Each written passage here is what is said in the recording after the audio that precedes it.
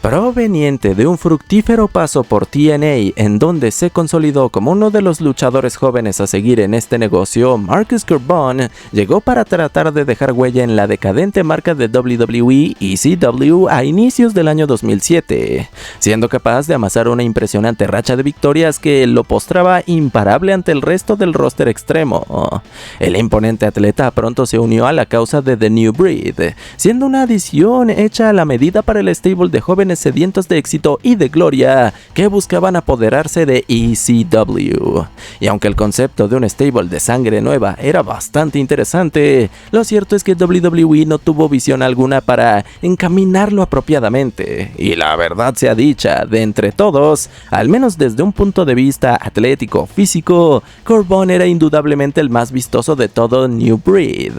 Yo les diría que formar parte del conjunto fue su condena, significando su primer derrota, la cual tomó lugar en WrestleMania 23, y una serie de fracasos que incluyeron buscar los campeonatos mundiales por parejas en el Raw post WrestleMania 23 en una batalla real de 10 equipos. Ahora bien, con todo y que el manejo del llamado Alpha Male no fue de lo más presumible, tampoco podemos culpar de este declive del todo a WWE. En realidad, no hay culpables como tal, sino más bien la vida misma que intervino cortando el llamativo camino que se había labrado en el wrestling este señor.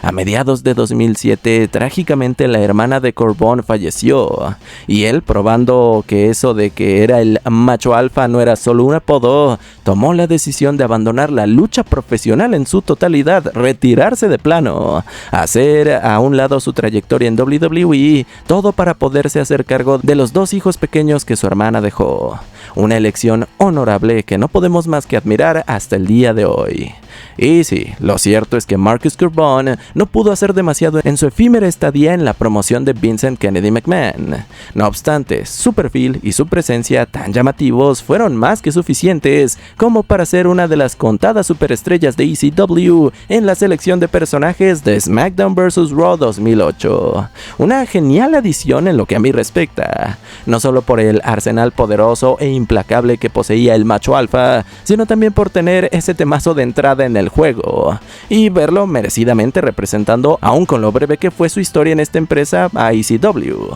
Cuando se habla de Carbone y no de Monty Brown, su afamado nombre en TNA, uno no puede evitar pensar de inmediato en su participación para SmackDown vs. Raw 2008. Joey Giovanni es uno de esos curiosos y bizarros casos de una personalidad que, aun cuando duró muy poquito en WWE, durante un breve periodo de tiempo se volvió aún así pieza clave de storylines relevantes para su época. Tras haber fracasado como participante del polémico concurso Diva Search, Giovanni fue aún así fichada por la promoción a finales de aquel 2004, convirtiéndose casi de inmediato en la damisela en peligro protagónica de Friday Night SmackDown, siendo la novia de Big Show y la principal rival de varios heels del roster como Luther Reigns y Kurt Angle, pero sobre todo la enemiga número 1 de otra presencia que prevaleció muy poco en el roster y que también quedó en el olvido muy como ella, Amy Weber, la maligna consultora de imagen del villano principal de la marca azul, JBL. Rivalidad que de hecho nunca pudo tener su gran clímax debido a la abrupta partida de Weber de la organización en febrero de 2005.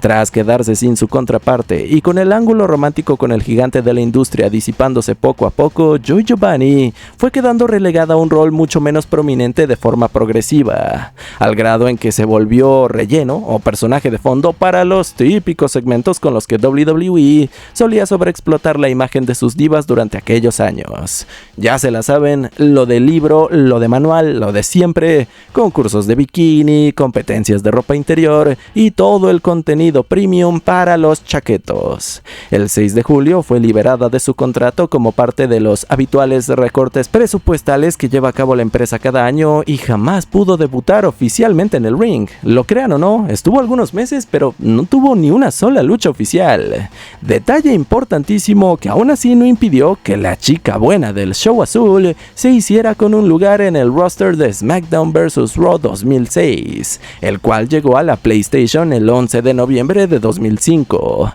dándonos un lapso de 4 meses, 4 largos meses desde su despido hasta el lanzamiento de este clásico de las luchitas. Y la incluyo en el listado porque me parece más fácil recordar que tuvo un espacio en este gran videojuego, más que por haber sido, no sé, la chiquistriquis de Big Show, o la némesis de Amy Weber, o la chica a la que Kurt Angle sorprendió en la ducha. Eso está raro. De esos elementos de un roster en el videojuego que hasta el día de hoy te preguntas, ¿cómo llegó eso ahí? A pesar de que el concepto del stable Spirit Squad era de lo más risible e incluso les diría que estúpido, WWE en verdad esperaba que esto sirviera como trampolín para catapultar la carrera del prospecto más importante en esta camada de novatos, el líder de este grupo de porristas, Kenny. Hasta el día de hoy no entiendo cómo pretendían que un porrista pudiera aspirar a ser una de las siguientes grandes figuras en la promoción, pero así lo imaginaron Vince McMahon y su equipo creativo.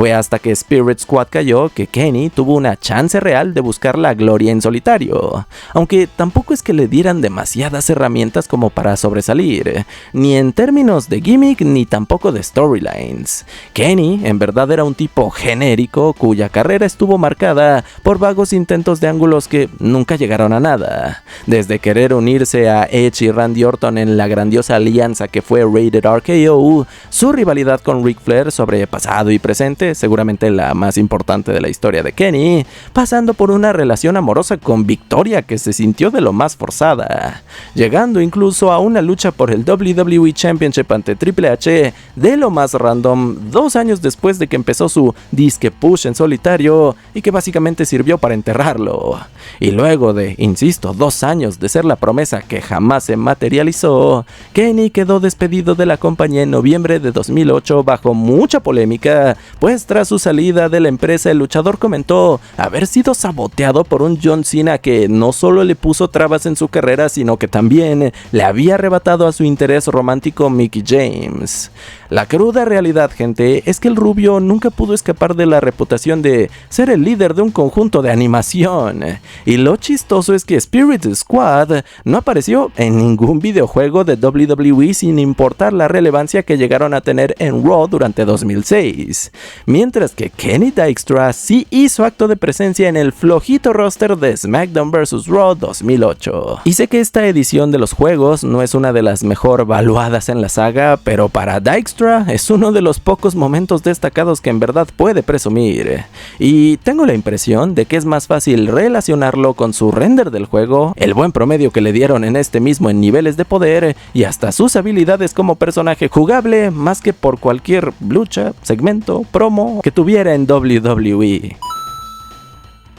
Lo de Kid Cash en WWE es uno de esos pasos que, si parpadeas, ya te lo perdiste. La personalidad de ECW se ganó un contrato en la segunda mitad de 2005 y rápidamente tras su debut se añadió al instante a la división crucero de SmackDown, siendo, en términos luchísticos, uno de los buenos fichajes que tuvo el apartado peso ligero en su historia. Aunque cuando se habla de su presencia e impacto no mucho se puede comentar, pues no existía una característica en particular que lo hiciera destacarse por sobre los demás. Si hubieran mantenido ese personaje que tenía de ser Kid Rock o una parodia de Kid Rock en ECW, a lo mejor brillaba más. Aún así, sus habilidades le valieron un empuje bastante rápido, conquistando el Cruiserweight Championship en su primer lucha en pay-per-view la noche del 18 de diciembre en Armageddon. Y al igual que lo inmediato que fue su empuje hacia el título, su reinado también fue de lo más fugaz, perdurando apenas un mes, y Cash no pudo aspirar a mucho más luego de esa conquista del oro crucero, uniéndose prontamente a Jamie Noble para darle vida a una nueva versión de un tag team alguna vez visto en Extreme Championship Wrestling, los Pitbulls, alianza que lo llevó a desafiar por los WWE Tag Team Titles, en la que terminó siendo la última lucha en pay-per-view de Kid Cash en The Great American Bash del 23 de julio de 2006. 2 meses después, el original de ECW fue despedido el 27 de septiembre, y de acuerdo a él mismo, a una declaración propia, la súbita liberación se debió a que lo descubrieron fumando yerba mala en backstage, y supo que cometió un error que validaba la pérdida de su trabajo. Eso nos deja con menos de un año de trayectoria en WWE y que, lo crean o no, le alcanzó a Kid Cash para sumarse al roster del legendario SmackDown vs. Raw 2007, el cual de hecho salió al mercado semanas después de su despido el 10 de noviembre. Y aunque dudo que haya sido uno de los personajes más utilizados de tan mítico juegazo, se le rememora más por su participación en este SVR que por ganar el título peso crucero o cualquier otra cosa que haya hecho en la programación de WWE. Estoy seguro que de tanto que jugué ese SmackDown vs. Raw 2007, gente, ni una sola vez lo elegí porque ni siquiera lo topaba. Y por el resto de sus días, Kid Cash podrá decir que estuvo en uno de los juegos mejor valuados en la historia de la empresa. Me da la impresión de que lo de Vance Archer y SmackDown vs. Raw 2011 pudo haber sido un efecto Mandela, casi una leyenda urbana, y es que sé que no debo ser el único que hasta el momento en que lo vio en el roster de tan clásico juegazo no tenía ni idea de su existencia, y jamás realmente lo vi en la programación de WWE. En mi caso puede que se deba a que no tenía cable para ver ECW, o que en televisión abierta solían recortar muchísimos segmentos de SmackDown, pero lo cierto es que, de no ser por su inclusión en este videojuego, jamás me habría enterado de que tuvo un corto paso en esta promoción, el cual creo que tampoco puedo llamar tan corto en comparación con otros vistos en este video, porque arrancó, como tantos otros, probando suerte en ECW, en donde, si bien pudo presumir de una racha de victorias invicta de unos cuantos meses, tampoco es que hiciera demasiado o fuera capaz de relucir como un personaje interesante en el elenco extremo. Podríamos mencionar el haber participado en una batalla real para buscar retador al ECW title y su feudo con Shelton Benjamin, pero no mucho más que eso. Archer era uno de esos heels básicos que simplemente existían y se comportaban como rudo de manual. Una semana antes de que la tercera marca en el producto fuera retirada, Vance perdió su historial intacto en una lucha sin descalificaciones ante Shelton Benjamin, y él junto con ECW desaparecieron, aunque claro, Vance Archer sí fue capaz de resurgir unas semanas adelante, ahora como parte de SmackDown y aliado a Kurt Hawkins como el olvidadísimo equipo de los Gate Crashers, prometiendo causar un impacto el cual por supuesto no llegó en ningún momento, y con apenas unas semanas en el programa de viernes antagonizando a algunos luchadores de zona media y de cierta importancia en el roster, los Gate Crashers quedaron relegados pronto al espectáculo secundario Superstars. Su última aparición en un show verdaderamente importante de WWE vino en el SmackDown del 24 de septiembre de 2010, perdiendo un duelo en desventaja 2 contra 1 ante Big Show. Hubo una disolución en el tag team para el cierre del año y para noviembre Vance Archer ya había sido despedido de la organización. Y es verdad, si lo pensamos bien, Archer estuvo activo en WWE durante no solo uno sino dos lanzamientos de videojuegos, y usando dicha lógica hace sentido que cuando menos formara parte de uno de estos. Pero es que fue tan intrascendente como miembro de la empresa que ni siquiera pasar año y medio en esta se siente como justificación para su lugar en SmackDown vs. Raw 2011. Su inclusión es tan random y tan curiosa que hasta el día de hoy es como un meme en la comunidad. Si ustedes se dirigen a cualquier video relacionado con su paso por WWE, verán que los comentarios están llenos de yo a él lo recuerdo por SmackDown vs. Raw 2011. Hey, saludos desde SVR 2011. ¿Y por qué carajos estaba él en SmackDown vs. Raw? En nuestros corazones, se los digo tal cual, Vance Archer por siempre será el GOAT de la saga SmackDown vs. Raw.